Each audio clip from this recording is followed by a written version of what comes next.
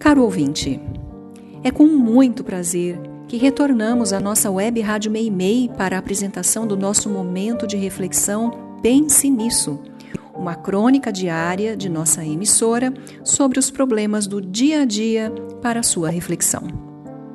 O tema de hoje é crítica, num momento em que o que mais vemos na sociedade é a crítica desferida para todos os lados.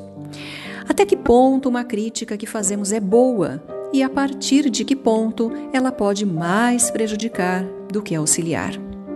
É o que vamos ver agora, a partir do seguinte questionamento de um ouvinte que disse o seguinte: preste atenção. Quando Jesus disse para não julgar ninguém, não julgueis, para que não sejais julgados, ele quis dizer que nunca devemos criticar e por isso devemos aceitar tudo como está para ver como é que fica? Certamente não foi o que Jesus quis dizer, você não acha? Quando ele recomendou não julgar, referia-se ao péssimo hábito que temos de nos imiscuir na vida dos outros sem sermos chamados. Esse é o julgamento a que Jesus se referia. Por exemplo, falo mal do meu vizinho porque ele praticou um ato que eu desaprovo ou considero errado. É claro que eu posso até estar certo quanto ao julgamento do ato em si, mas não me compete julgar o vizinho se eu não tenho nada com isso e porque também não posso ajudá-lo. O não julgar é, portanto, uma forma de condenar as fofocas e os comentários inconsequentes que se espalham com muita facilidade.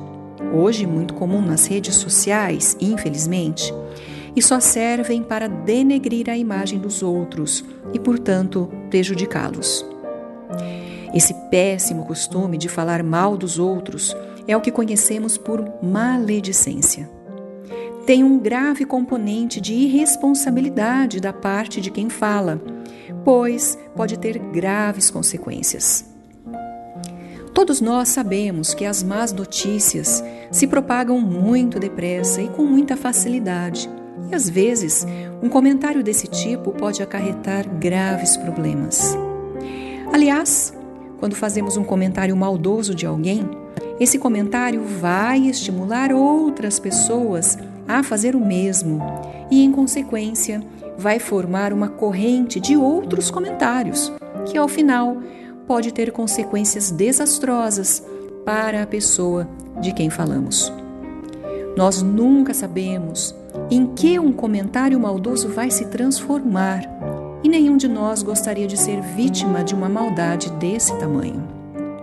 Veja os estragos causados pelas fake news, que hoje pululam pelas redes sociais, causando transtornos e demais prejuízos. Além do mais, caro ouvinte, nenhum de nós fica satisfeito quando recebe esse tipo de crítica de alguém. E é claro, o que não queremos para nós, não devemos querer para os outros, sob pena de estarmos sendo injustos e irresponsáveis. Quando os discípulos perguntaram para Jesus o que era amar o próximo, ele respondeu que amar o próximo é querer para o próximo aquilo que queremos para nós. E não amar o próximo é não querer aquilo que também não queremos para nós mesmos. A mensagem de Jesus, assim, fica muito clara para todos nós, para não alegarmos ignorância. Preste atenção. Chama-se indulgência a virtude de compreender as limitações e as fraquezas dos outros sem divulgá-las, desde que elas não acarretem prejuízo para ninguém. Mas se elas prejudicam pessoas, é nosso dever fazer alguma coisa para impedi-las, assumindo responsabilidade perante a sociedade. Logo, quanto à crítica em si, com certeza, ela não pode deixar de existir, mas somente se essa crítica obedecer pelo menos a 2 requisitos. Primeiro, se é verdade. Segundo, se é útil, ou seja, se vai beneficiar alguém ou a sociedade. No Evangelho segundo o Espiritismo, lemos que não devemos criticar apenas pelo prazer de criticar ou para nos sentirmos superiores às pessoas que criticamos. Devemos criticar, sim, quando a crítica servir para alguma coisa útil, quando uma providência se torne necessária e às vezes urgente. Nesse caso, estamos exercendo a crítica com responsabilidade. Porém, se o erro cometido por uma pessoa só prejudica a ela mesma, não há por que se comentar esse erro com os outros. No entanto, se o erro compromete outras pessoas, se redunda num prejuízo para a sociedade, a nossa intervenção torna-se um dever, pois não podemos permitir que muitos se tornem suas vítimas. Jesus é o maior exemplo de crítica construtiva. Ele não ficou calado diante da injustiça quando teve que falar, mas ele calou quando percebeu que devia se calar. Ele criticou abertamente os fariseus em razão dos males que os fariseus causavam ao povo. Mas jamais Jesus criticou em defesa de si próprio, nem mesmo na hora da condenação. Sempre falou pelo seu ideal e pelo bem de todos, principalmente dos fracos e abandonados, dos pobres e das vítimas de preconceitos.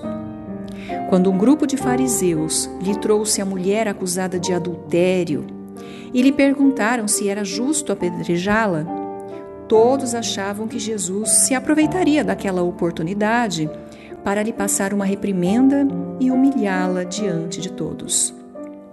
Mas, para a surpresa dos acusadores, não foi o que Jesus fez. Ele não criticou nem mesmo a multidão que se preparava para apedrejá-la. E quanto à mulher, ele simplesmente lhe disse que não voltasse a cometer aquele erro para não sofrer mais ainda. Até hoje, muita gente não entendeu por que Jesus não foi mais duro com a multidão e com a mulher. Mas a conduta do Mestre foi a de quem compreende os limites das pessoas e quer que elas reflitam melhor sobre seus próprios atos para despertar a consciência e não reincidir no erro.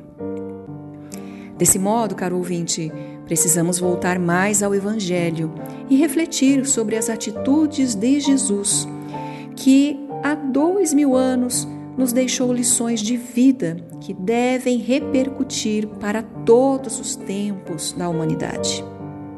Agradecemos a sua amável atenção. Permaneça na Rádio Meimei e reflita conosco sobre assuntos importantes para a vida de cada um de nós.